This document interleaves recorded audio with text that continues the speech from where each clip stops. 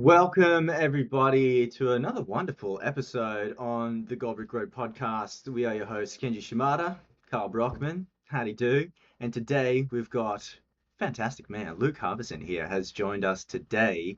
Luke is a co-founder and head coach of the Farm Gym, a fitness faculty located in Burnside, near Nambour, Queensland Sunshine Coast.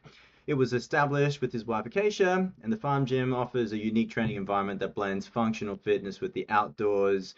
And beyond the physical training, the farm gym also focuses on the mental well-being, and community was huge for Luke. The impact that he could have in his local area with programs like Boys to Men, Men of Tomorrow, and providing mentorship for young males aiming to build confidence and resilience in a world like today. Pretty key elements. Welcome to the podcast. Thank you, gentlemen. Thank you. It's a pleasure to be here. And what an intro too. Thanks, mate. Absolute pleasure, man. We had a great chat when we were up in Mooloolaba, and we really got to dive in deep and got to just sort of meet the essence and hear what you're all about. Really resonated with us on Goldbrick Road and what that stands for, what we're here to sort of create on this plane here through business and with people. And with that, Luke, why the farm? Oh, fantastic question. It really, like the farm itself came to be as just trying to figure out the easiest way to say it. It was like an anti-environment from what was normal. So what to give a little bit of brief history to catch us up to this point where it's like, we were heading back from Western Australia, and my wife and I were like, we need to move. We're going to go and build our dream. We're going to go and kick this thing off. And within a couple of weeks, we'd written down on paper the farm gym. We were like, we need to start a gym on a farm. And so I'll give you a little bit of backstory into how that kind of came to be, so it makes a bit more sense. As I was growing up, the farm that is this farm that we're on now, I grew up working on here as a passion fruit farm. And this was the arena that, like, my dad was fantastic with me in the sense that he's like, here are the guys that are doing the job. You're like 9 or 10. Go keep up with them and they'll teach you all you need to know about how to work.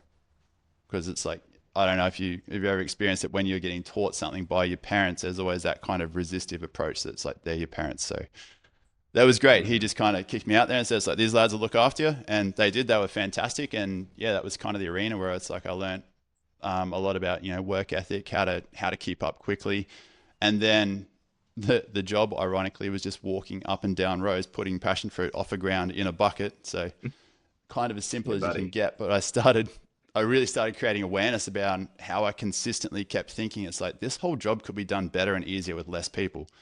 And I was like 10 or 11 at the time, and so just having that little thought form I was intrigued, and then I was like, why do I think about this? None of the other guys are. They're just talking about the footy game on the weekend.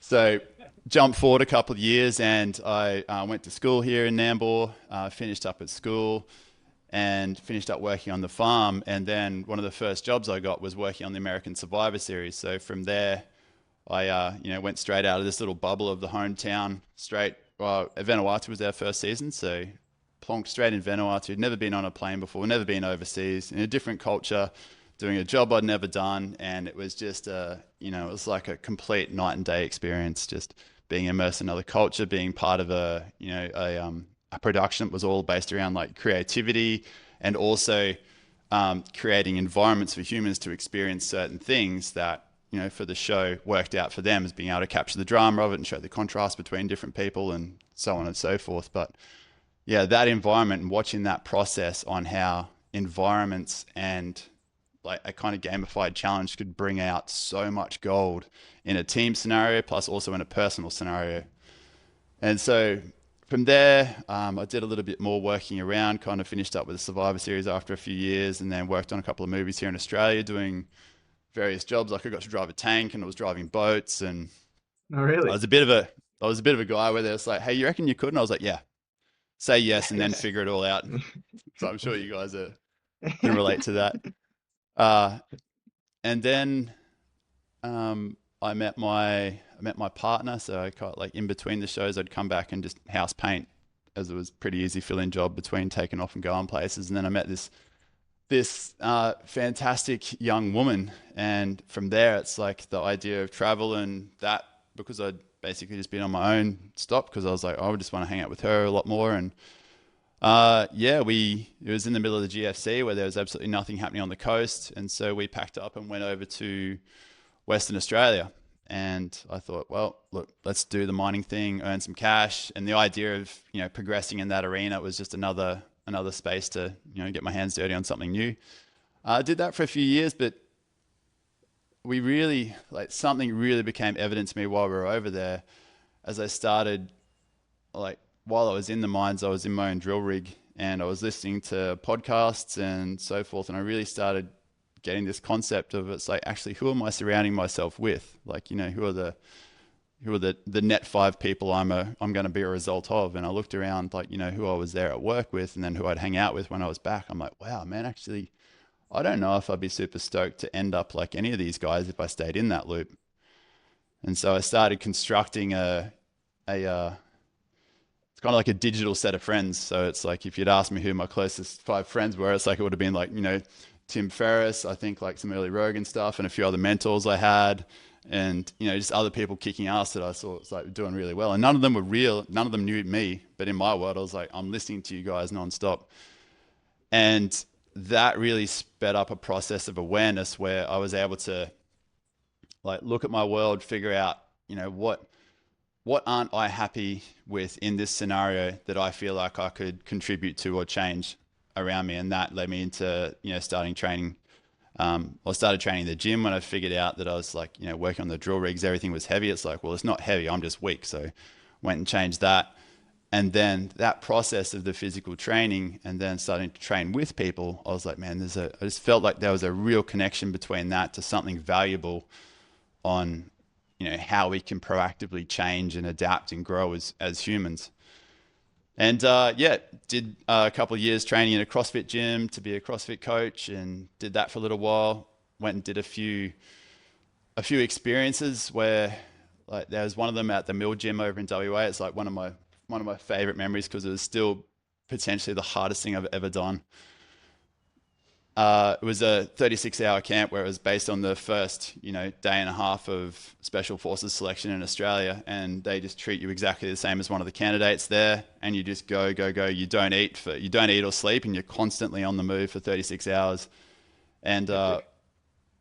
yeah, well, I mean, it left an indelible mark on my mind that it's like, wow, before that event, it's like I thought some things were hard, but then all of a sudden moved that bar forward to here. And that part really laid down how powerful the experiences can be for people when it's a, condensed, powerful, kind of mind-altering, perception-shaping environment held open for someone for a while. So yeah, that and those things, they were all the big stew pot that eventually formed what we'd based the farm gym on. So it was a location outside of the standardized environment where training happens. So outside your kind of, your clinical gym settings where, have to wear shoes, have to take a towel everywhere. If you, look at someone for more than 2 seconds, you're the weirdo in the gym. It's like, if you don't have headphones, if you're not actively trying to disconnect from people that are trying to disconnect from you, it's like you're an oddball. So we just wanted to create a counterculture to all that, where it was like, there was no distractions. So the shed we run the gym in is just a tin shed on a farm. There's no TVs. It's like, the most technological thing we have in there is an iPad just to play music.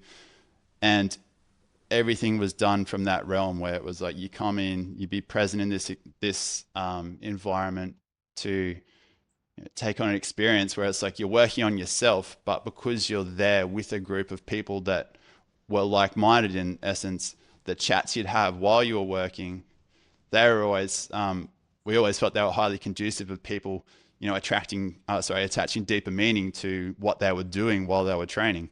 So it wasn't just get the training done and get out. Like, for us, the training was a high priority, but it was still only maybe 20% of what we focused on there. So for us, the capacity for connection was 70%. The training was about 20%, and then holding the space open for people to grow and, like, really, if someone quit their job or did something that was kind of drastically outside the norm, everyone in the gym would cheer for him. There was never a, oh, are you okay? It was always like, fuck yeah, like, well done, great. And so it was just, it was holding that space. And that was the premise behind it. So just the gym side, and then outside of that, we noticed that a lot of the parents started saying, it's like, look, I've got this teen boy coming up, and he just, school's hard for him, or he's got all this energy and he's just putting it into Xbox and not moving, and it's like his mood suck and all the standard stuff when you don't look after yourself physically. And so that led us to the point where one of our coaches is really interested in that arena, and we're like, all right, let's nurture the start of a program. And then that was the Team Boys to Men program that just took off, and that had, I think, close to 5 years worth of term on term programs and hundreds of young teen boys come through. And the feedback, like, the beauty in any kind of experiential program is we set out to offer a program that we thought, it's like, look, they'll spend an hour here, they'll probably take this and this and this from it.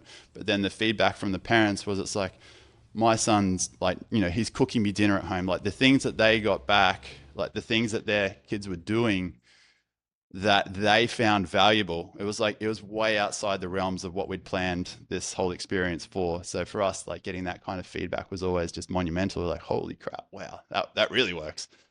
But it was contextual as well for the young lads. It's like, there was a lot of developing their own personal, like their own agency. Their own agency was a big one, just showing them that you are capable if you choose to be. And then giving them the confidence and space to fail with a group of people that were essentially their peers, and that was a safe thing. So it really took off. And then there was another teen program for like the teen boys was 13 to 16s, and then we had a 16 to 18 program, and they were a different group, those lads. It was really cool the way it was run, because it was orientated around a session structure, but what they did was however they needed to do it for the night. So the guy Sam that ran that program, he did a fantastic job of holding space for them to be teenagers, to get that feel of, hey, I think I know this, because it's like, I'm young and I'm a dude and I'm going to say I know it. And it's like, great, try it. And they do it, like, oh, that didn't work. It's like, yeah, that's cool. Well, how could it work? So really facilitating that young male desire to be like, I know stuff, like this is my place in the world, this is what I've got. And because he was able to help them like shape and direct that into like a proactive training sense, so that they always felt like they were doing something and learning in a safe environment. It's just like they all flourished. Like when we ended up closing that program down, the so many little bits of feedback came through from mothers and even grandmothers and that, and they're like, my son has changed so much. It's like he has really, like, flourished and thrived as a young man in that space. So, and these are the things where it's like our level of understanding when we kicked off the concept was like maybe 5% of the net value that would return into it. But do the things and hold the space and just keep the consistency there for the constant change to happen, or the constant interactions to happen, and it just bloomed. And One the of our last one was, core... sorry. No, please. What's the last one? Oh, the last one was the experiential part. So I think that's the realm that we've all connected on so far. Was we have a 45-acre farm here, and the gym takes up 108 square meters. And so we're like, well, what are we going to do with the rest of it? And so we ended up putting a 5 kilometer obstacle course in that grew from like a couple of K to something. As we started to do more Spartans and got keen on that, we're just like, well, we'll just make our own. So a bit of the survivorisms came into that with the challenges and so forth. But then we started putting it out to other gym owners to bring their tribe out to our place, so that it's like we could give them the same kind of experience the survivor contestants got while they were on location, where it's like, hey, you're all here, here's the challenge you've got to get through, here's the rough guidelines, go get it. And so we chose to weave into that the option of really helping those guys increase the depth of the belonging that their members had to their brand. So it was never about us as a gym. It was never about, hey, it's like, we were never interested in anyone's members coming anywhere near our gym. It's like, these is your tribe. But our objective with that was to be able to hold space and basically create a vessel that they could have a really outside the norm experience in, because it's like they came from out of a lot of box gyms like F45s, Jets, Like we're probably one of the only gyms in Australia to ever make like a white label gym making money out of the, the bigger brands. But it was such a nice contrast for them because it gave them a private experience on something where it's like they could just double down on their community and help, help them increase their bonds. And it's like the reason why they're actually all there. So, and out of that spiraled like years and years of work where it's like we ended up working with schools, corporations. Like I think we did some work with Channel 9, and yeah, the experiences went above and beyond. Like we created our own internal experience to kind of mimic part of the that cadre camp experience I was mentioning before. It was our own 14-hour version of that, where it's like we had choppers flying in, dropping people off, and the works. And it was all just mind expansion, moments for people to just be in a container, in a vessel, in a moment for X amount of time. Where it's like at the end of it, you could ask them any question, and they're just like, I don't know the answers anymore. It was like enough of a shake up to their current model that it's like they were open. So yeah, it's like, Mm. it's been a pretty big experiential try this, test that, like as we were talking about before, a lot of iterating. So it's like, we tried tens and tens and tens of different programs and different starts and different ventures to figure out the few that really worked. But yeah, now that like the gym's kind of come full term, we've just closed the actual gym business down. We're doubling down on the that experiential side now. So really taking our learnings away from, pardon me, taking our learnings away from what we discovered there and how much of an impact that could make, and looking at ways to continue the work we've been doing, minus having to look after a 45-acre farm, which, in itself, A lot of there work. was like, exactly, like the hours worked on the business was enough without having the farm on top of that each week. So for the last 8 years, I think I could have, I don't know, if you track the distance I'd mowed in a straight line, it's probably like close to driving across Australia in a mower, maybe. You're probably short selling yourself too there, Luke. But yeah, one thing that so many insights, so many nuggets, so many different things to dive in on, and I know Kenji's going to dive deeper into that mind body connection and the experiential side of things. So before he does that, one of our core values at Gold Brick Road is agency, and the pretext to agency is to have the perspective that you get to choose, right? And so I love one of your quotes. You mentioned, well, actually, no, this equipment isn't heavy. I'm just weak. I'm really curious, Luke. Is there more that you can share around how one adopts and nurtures that perspective, like that true opportunity versus challenge, or destination versus hurdle? Sure. It's the to to give it a bit of a platform to kick off there.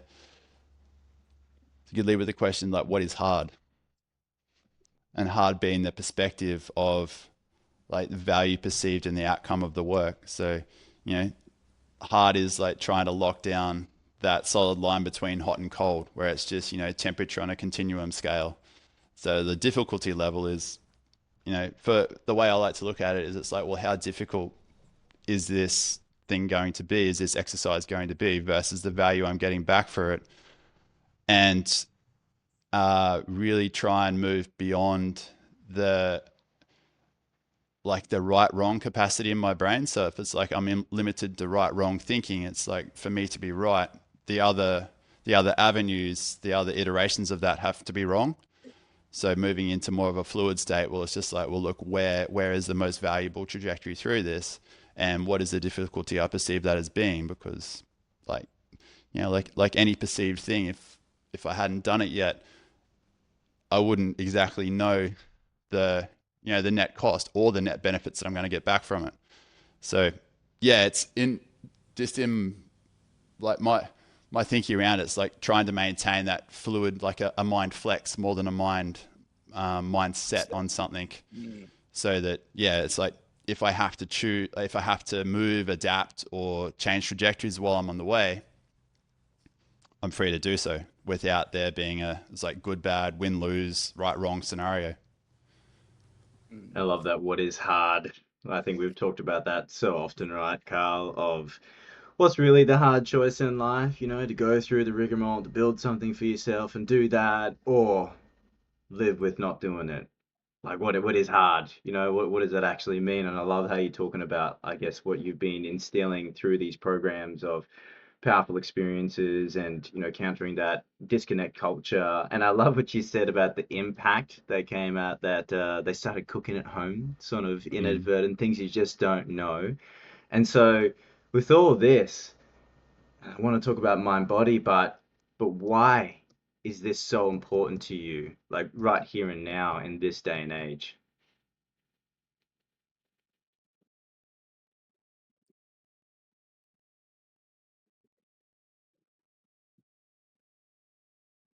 One of my core values is succeeding and success, and it's really anchored into a we can succeed over an I can succeed.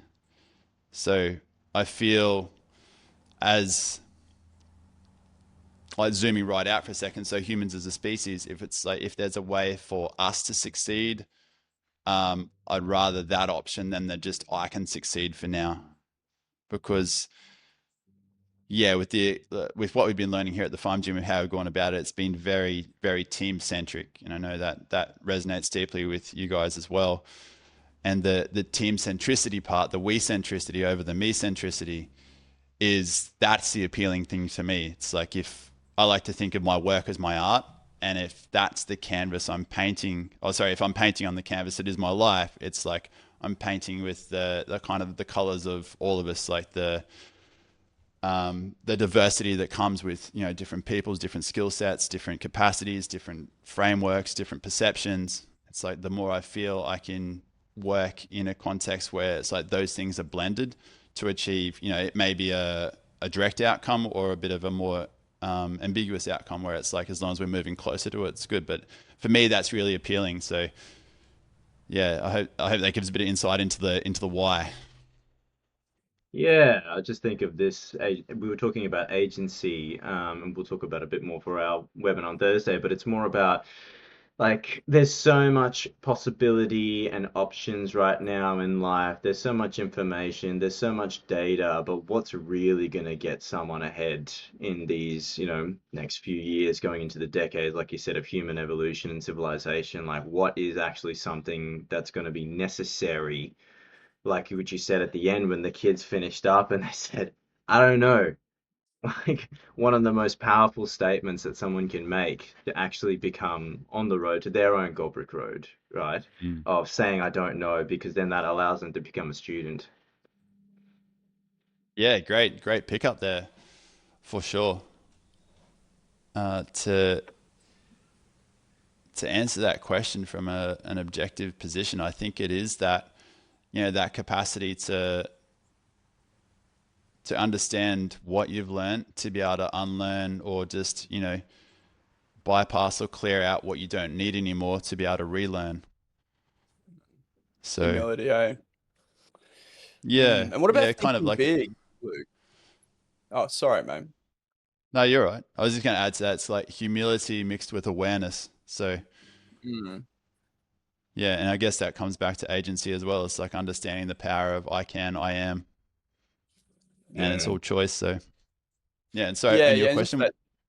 Yeah, yeah, I'll re-ask that question, but it's just to elaborate a little bit further. Just that back to me versus we, and the the success definition as one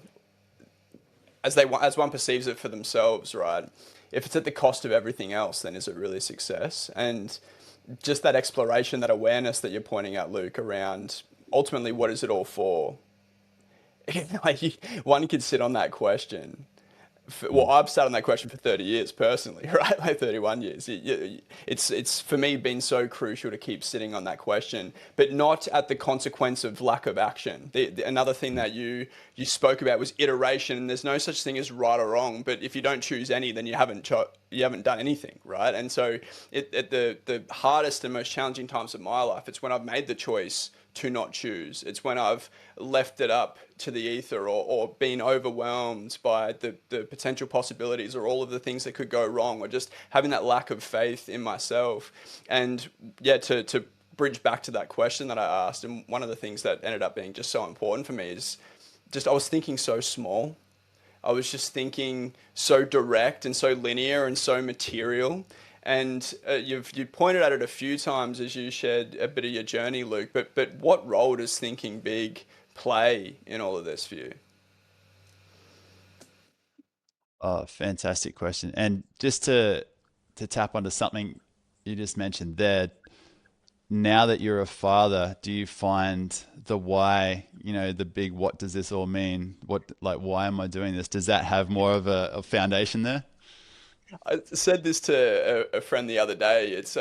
For me, it was very practical and valuable to define that, to Mm. make it as real as I could. And as I moved toward it, I'd see more of it and create more definitions. But now the answer to that is her. It's literally real and laughs or cries at me every day. And so I appreciate you asking that, Luke. It's yeah, that she is the manifestation of all of that. Mm. Oh, that's fantastic, Cole. Because as you were mentioning that, I was thinking, well, it's like the the real deep level why for me is I'm the same. I'm a father of two little girls, and I want my legacy to be enough to make an impact on the world they're going to grow up into. So it's just better than it is for me now. Mm. So it's the idea of why I value the we approach over just the me, more so. I'm uh I'm definitely coming from such a me-centric place. I did it's terrible with team sports. I end up just doing skateboarding and gymnastics and just solo sports. I abandoned Wii for so long because I was at the point, the military saying of, go faster alone and further together sort of thing. I was definitely going fast by myself, Mm. right? Just going here, doing that, just having nobody with me. I could do anything and everything. And I think I just remember being in Tokyo and just like walking around and experiencing, and then, and I could tell this feeling I was going so many places, but yeah, the why, like, what am I doing it for? Like, who's with me? And I did notice like a few relationships did get a bit scattered along the way, and I lost touch with people, which I'm definitely making an effort to rekindle right now. And you talk about how, Farm Gym is actually sort of circling to a close at the moment. You're going into this new chapter in your life right now, and Carl mentioned it, but what's this what's this success that you're working towards now? What does that look like? Oh, this is great because I can tie Kyle your last question into your question there, Kenj, because Yeah, it's baby. the same route. Uh, so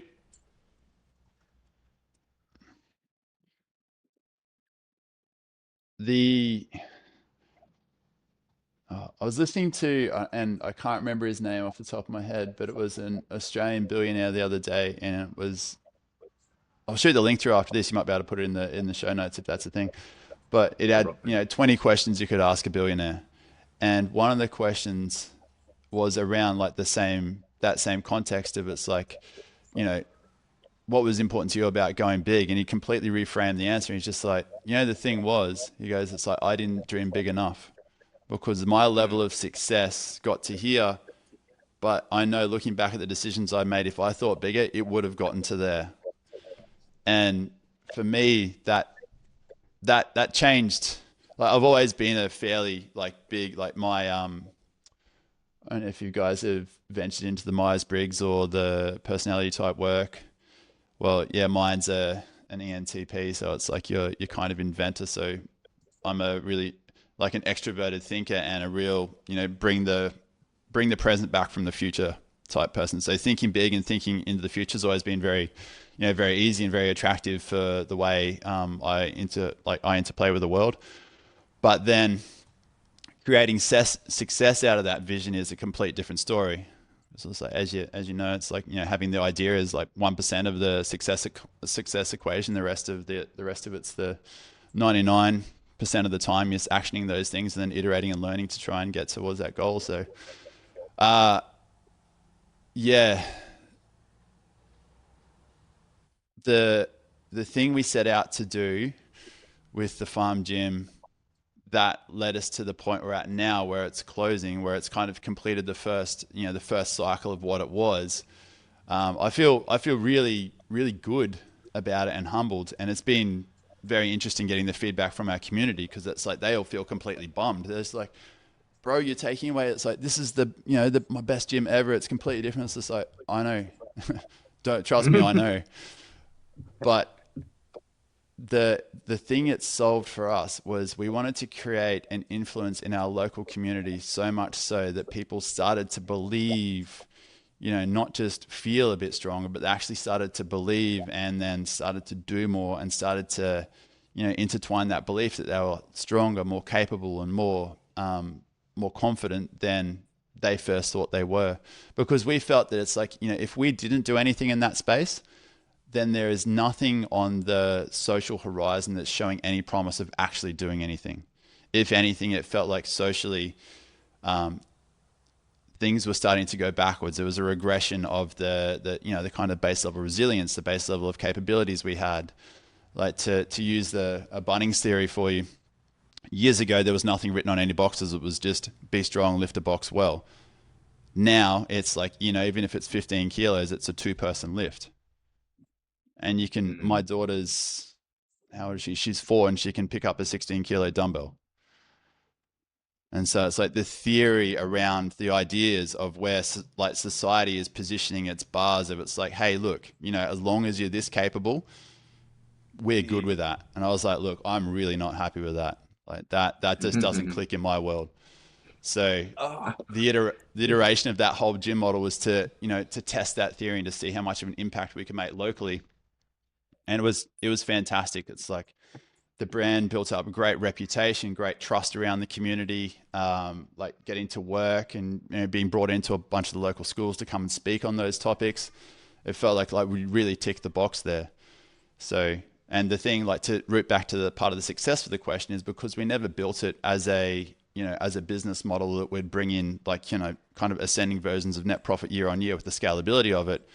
That got really hard to change once we'd kind of reached that cap of where the foundations we built would let us go. So we end up working even harder and harder to just literally, like, spend more in expenses week on week. So yeah, the serviceability of continuing on started to drop drastically. So it's like, well, look, we literally, like, Q1 was our best quarter over the whole 8 years, and we thought, it's like, look, well, if we can, like, wrap this up on that thing. And there was a couple other factors in the background as well that helped us make this decision. But it's like, if we can wrap this up there, it's like we feel really good about it, and we feel like we've achieved what we really set out to achieve.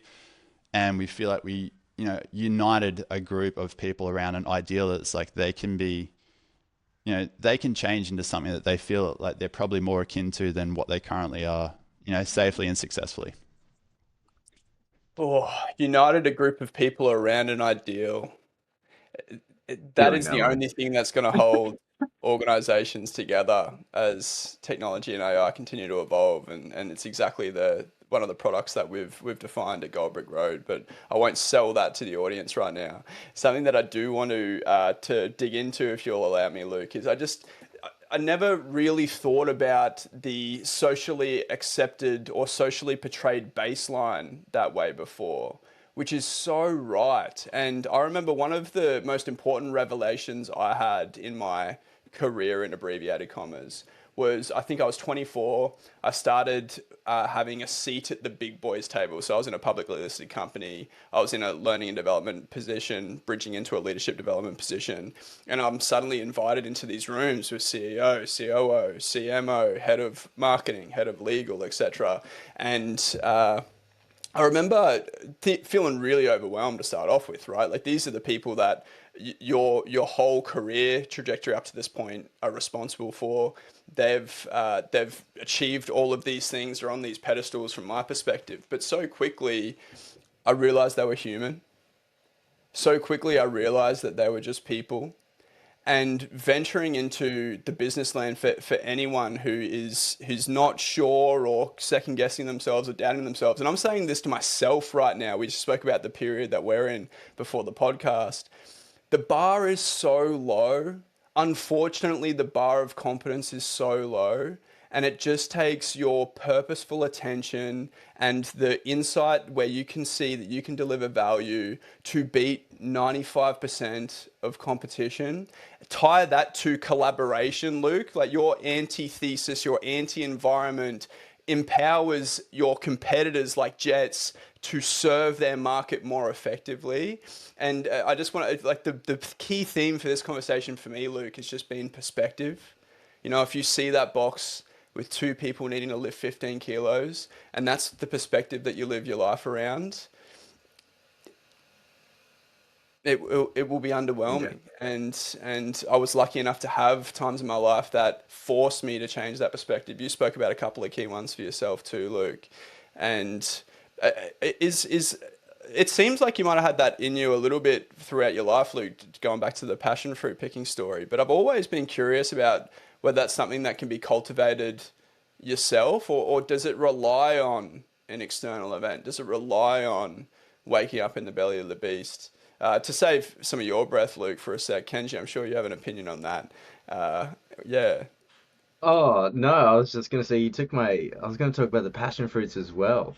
Um, perfect. no, no, I just wanted to also just say loved that box analogy of the mentality that we sort of limiting ourselves to.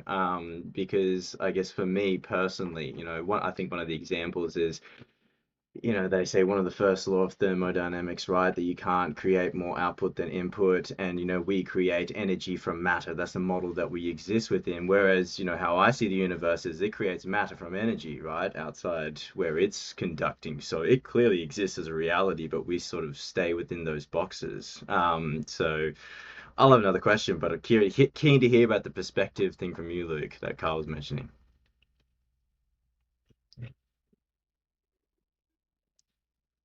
So would I be right in saying it's like, how do you, Let me ask another question more tied to your yeah, journey. When you're in the mines, you said it became evident that the people that you were surrounding yourself with just weren't in positions that you wanted to end up in, or weren't the people that were going to, I guess, help you move towards a more meaningful and fulfilling life. And so, like, how did it become evident? What? oh, that's good. It's just a, basically be able to tie those two together. So their perspective for success and achievement was continuation of yesterday, today. Mm, So it was inertia. almost the value in, yeah, inertia, but nothing needs to change because it's like all I'm doing now is all I need to live this life.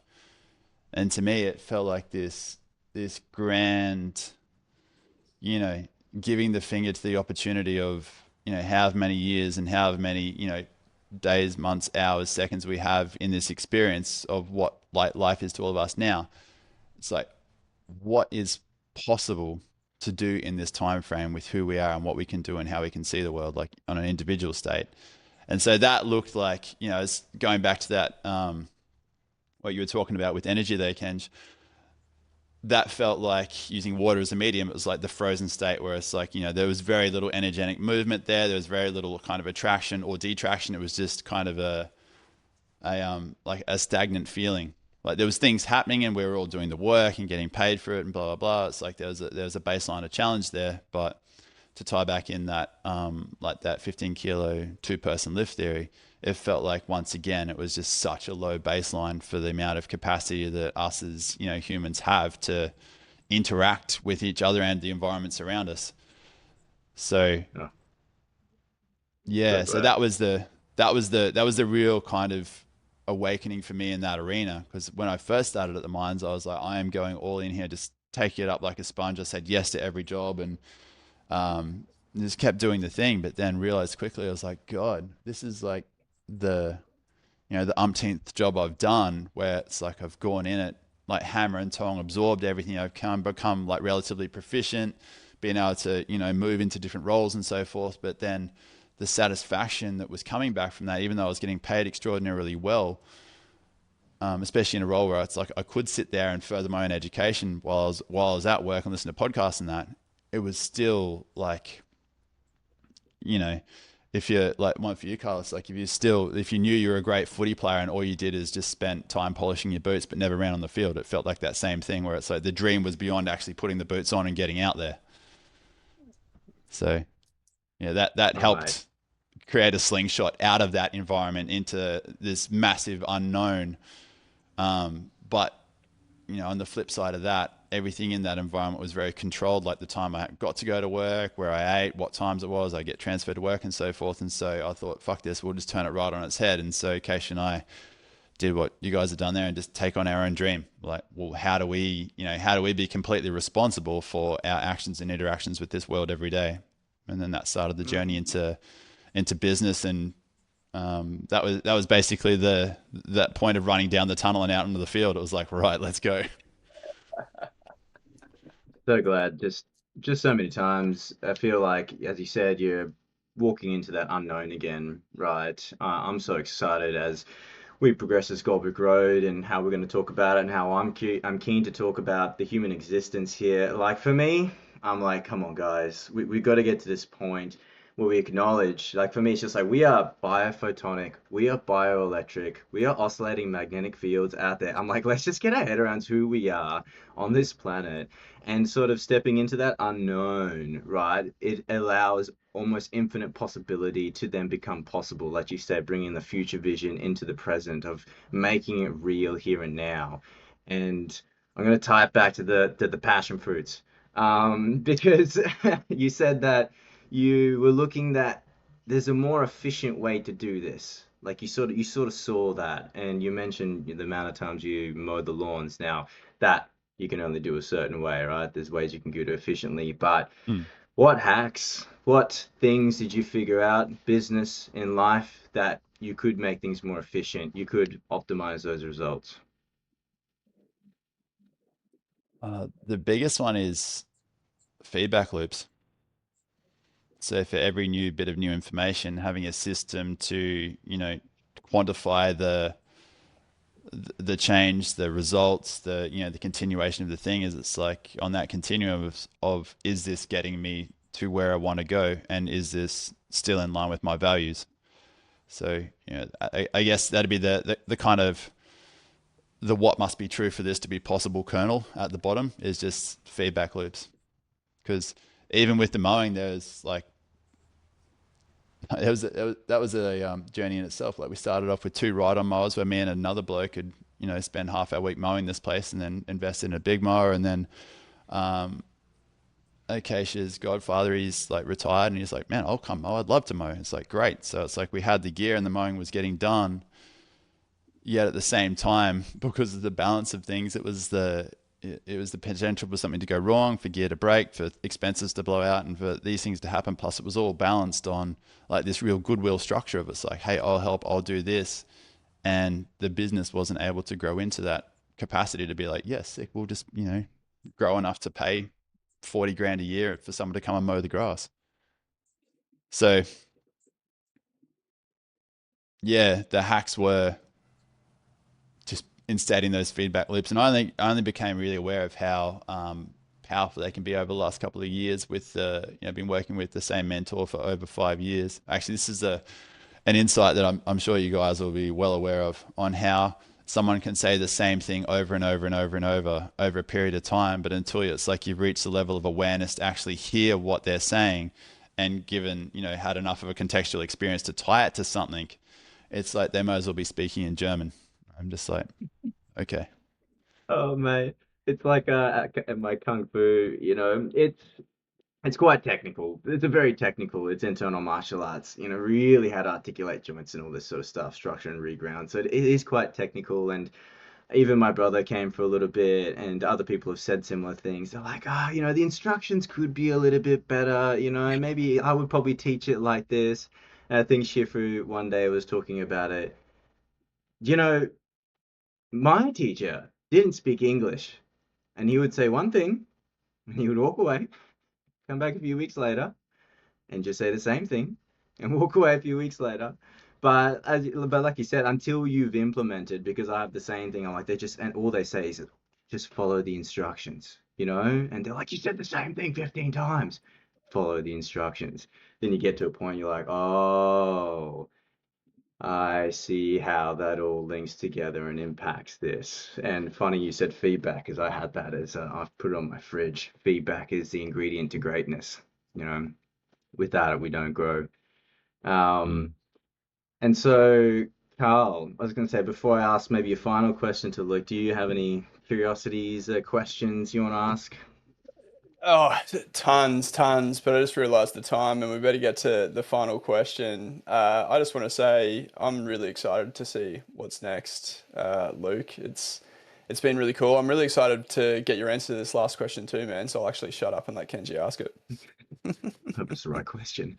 Um, from yourself, Luke, and from the Farm Jam, you've been walking your Goldbrick Road now, right? Step by step and carving the stones and putting in front of you. And, this shows for those that are also walking their Goldbrick Road right now, carving the path, cutting some lantana away, carving the stone, starting to lay it. And to those that are on this journey and going on it or midway through the jungle right now, from yourself, what do you offer? What's the best piece of advice you could give them?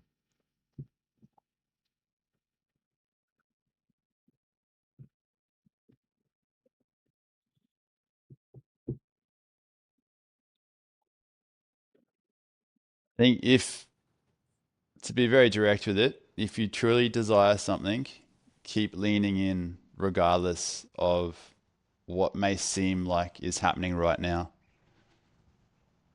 Because what I've felt in my own growth in with our team and my wife here at the farm gym is we were always vigilant and consistent with maintaining momentum. And there was many times where it felt like it's the best thing in the world, to the next week it's the worst thing in the world. Just that state of consistent flux of how I'm processing the feedback that I'm getting from my world around me, and realizing that it's about as effective as the weather. Things come and go. The rain comes, the sun comes back out. There's no really rhyme or reason, but it's like on average, like the aggregate is, it's like you'll end up with a nice environment where things grow and it'll carry on for years to come. So yeah, just maintaining that forward lean into it, the momentum, and then also realizing that whilst the moment may feel terrible or seem terrible, or the complete opposite, the scale end of the scale where it's just absolutely fantastic, it's like this will become an average line over time. So yeah, that for me has been the thing that's helped me just go to sleep the most at night, where I was able to just pigeonhole whatever kind of day it was or whatever week it's been into a thing where it's like, sweet, that's just another number on that side of the curve. Let's chalk up another one for tomorrow. Faith, focus, and fortitude, man. Faith, focus, and fortitude. There you go. Pleasure. Appreciate it, man. Yeah, got to keep your eyes on that ball. We've been through that cyclone and still going through so many cyclones in our own lives right now. But, that faith, that focus, fortitude is, we know we'll get there. And that's such a powerful thing to cultivate. And I think I'm sure you have instilled into your community through these people that've gone through the programs, have learned that resilience, have built that agency. I can only imagine what they can do with this now. So super excited to see what comes next, man. So before I close, where can people find you online? Because Farm Gym is now finishing up. What's the best handle? On Instagram, it's at uncommon teams, and that's really about it. Like I don't really use Facebook at all, so mainly uncommon teams. But whatever comes out will be, yeah, the farm gym page, the website page, and that is it's a bit of a sleeper at the moment, but it's about to get a big overhaul into the next iteration. So if you're keeping an eye on those channels, even the farm gym on Insta, the farm gym SCH, it's like we'll be sure to drop links and like snippets of what we're going until we get to the point where we're capable and able to open the doors on the new venture. So, or ventures plural, I should say. Yeah, so for those that want to check out the Farm Gym before it all gets revamped, check it out. You can go online, and also Uncommon Teams. Lucas shared a lot of his stories and has interviewed some people there as well. So if you want to check it out, please go on there. I'll put the links in the show notes. But apart from that, thank you again, Luke, for joining us today on the Goldbrick Road podcast. To all those out there, like, subscribe, comment, all those things, chuck it in there. Happy to hear, want to know what's next from us. Apart from that, from Kenji Shimada, Carl Brockman, thank you so much for joining us today. Till next time. It is always worth it to dive into the unknown. That's it. Always. Thanks, Ken. Thanks, Carl. Appreciate it, Legends. mate.